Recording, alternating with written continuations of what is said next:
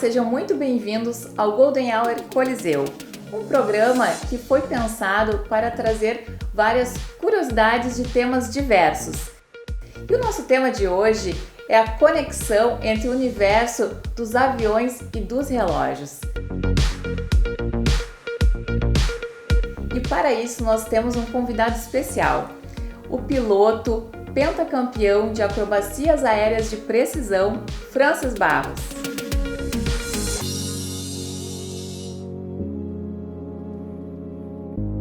Oi Tamara, tudo bom? Obrigado pelo convite, eu estou muito feliz de estar aqui com vocês para poder ilustrar um pouquinho da minha atividade e levar um pouquinho da aviação. Francis, nos conta um pouquinho da tua trajetória na aviação e essa paixão que se tornou a tua profissão, esporte e lazer.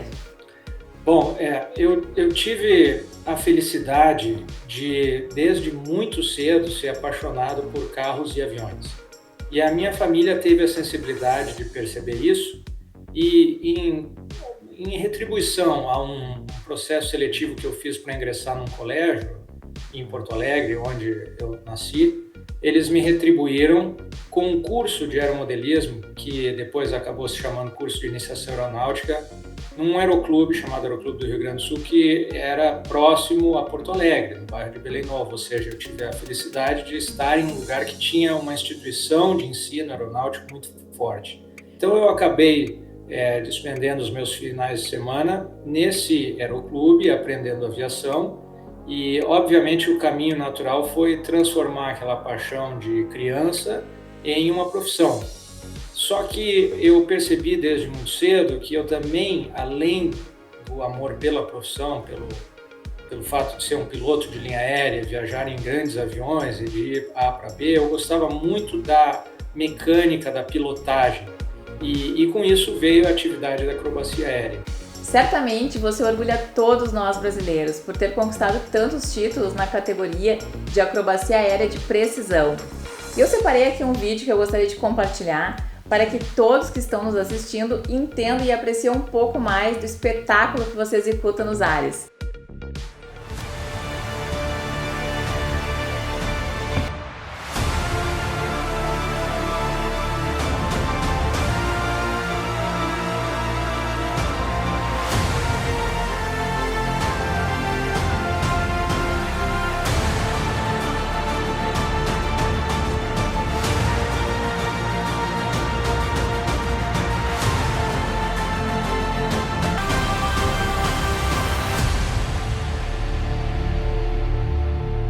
E trazendo um pouquinho de contexto histórico aqui para o nosso bate-papo, é inevitável nós não conectarmos os relógios com o mundo da aviação, porque ele surge inicialmente nos modelos de bolso que eram utilizados principalmente pelos homens, até que em 1814 a princesa de Nápoles, Carolina Murat, solicita um renomado joalheiro que confeccione para ela um modelo de pulso. Assim, o relógio de pulso se tornou um acessório popular feminino. Foi então que em 1915 o piloto Santos Dumont solicita também a um renomado joalheiro que confeccione para ele um modelo de pulso, para facilitar durante a pilotagem a visualização das horas e a contagem do tempo. É aí então que surge o relógio de pulso como um acessório também masculino.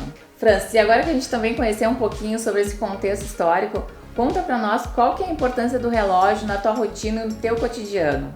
Olha, é bem interessante essa pergunta porque eu poderia te resumir em uma palavra: precisão.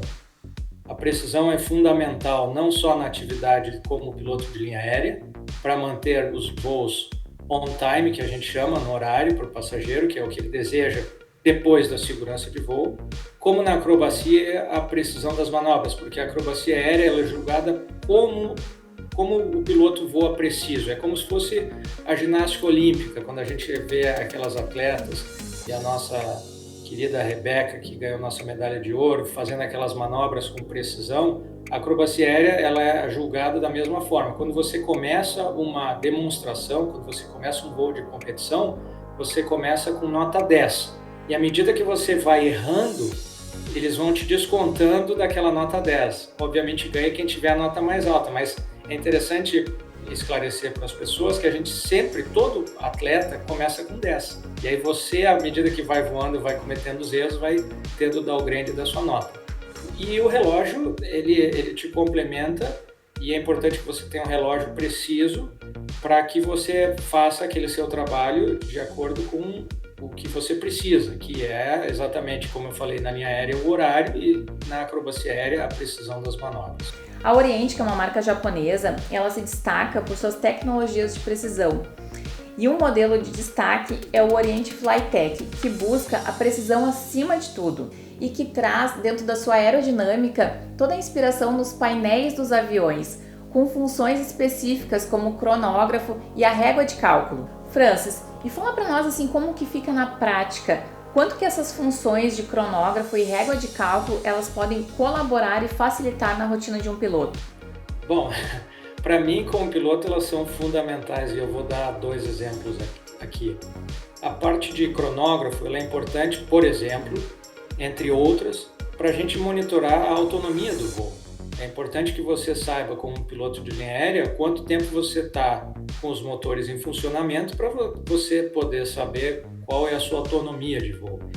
Na questão do Red Bull Air Race era mais importante ainda porque basicamente era uma corrida, então o cronógrafo funcionava para definir quem ganhava e quem não ganhava, então era a base de tudo, né? A régua de cálculo é mais interessante porque ela é mais técnica, ela exige um pouquinho de treinamento, mas é uma vez que a gente entende o funcionamento, ela se torna bastante simples. Eu posso dar inclusive um exemplo. Uma vez estava trasladando meu avião de acrobacia entre 2 cidades no Brasil, entre Porto Alegre, que era a minha cidade natal, e a cidade de Curitiba, onde eu efetuava treinamentos.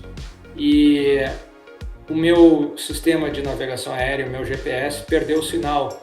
Eventualmente, muitas vezes a gente acaba perdendo o sinal, também por diferentes motivos. Eu depois vir a descobrir que era um problema na minha antena do meu equipamento de navegação, mas o que acabou acontecendo é que eu perdi o sinal e perdi o sistema de navegação. E aí a importância da gente ter aqueles conceitos básicos, né? De poder navegar, como a gente chama, por proa e tempo. O que é proa e tempo? É em direção aos pontos cardeais, ao norte magnético, né? A navegação antiga, desde que isso era feito, por isso que o avião ainda tem bússola, a gente chama de bússola, né? Um instrumento que consegue achar o norte magnético e, em função disso, ter referências aos pontos cardeais. E o tempo. Por quê? Porque se a gente conhece a velocidade do avião em relação ao solo e a gente consegue medir o tempo, a gente consegue achar a distância que a gente está voando. Então eu usei o meu relógio, sim, usei a minha régua de cálculo para achar a minha ground speed. Por quê? Porque eu sabia a distância, eu tinha um mapa, sabia conseguir medir através do meu mapa a distância entre 2 pontos de referências visuais significativos. Um era uma montanha, o outro era um rio. Com aquela distância voada, eu media com o meu cronógrafo o tempo que eu sobrevoei aquela distância, achei a minha ground speed, a minha velocidade em relação ao solo. E a partir dali eu consegui navegar em relação com a direção que eu queria ir, com o mapa que eu tinha e com o meu relógio, com todas as funções vitais de navegação que eu precisava. E agora, lógico, nós temos várias curiosidades que a gente também quer saber de como que é a tua performance do teu dia a dia. Então conta pra nós como que é a tua rotina. Tu tem uma rotina de treinos aéreos, né? Como que é todo esse teu preparo? Bom, é bem interessante essa pergunta. Existem pilotos de acrobacia aérea como os franceses e alguns pilotos americanos que eles são extremamente profissionais de acrobacia. Então eles só vivem para fazer acrobacia. O meu caso é um pouco diferenciado porque eu também sou piloto de linha aérea, que é a minha atividade financeira principal. E eu tento treinar pelo menos 10 dias de treinamento extremamente sério e profissional nos meus voos de acrobacia. Agora, independente disso, eu tenho uma vida extremamente disciplinada para que eu possa me manter em condições de competitividade, em questão física, né? Porque esses voos, em função da força da gravidade, eles são extremamente extenuantes, assim. É como se a gente tivesse corrido uma maratona depois de um voo desses. A nossa frequência cardíaca sobe muito para que a gente possa manter a nossa pressão arterial e a corrente sanguínea ao longo de todo o corpo. Então, basicamente a minha vida sempre é voltada para isso. Por mais que eu esteja de folga ou de férias, eu estou sempre pensando nisso.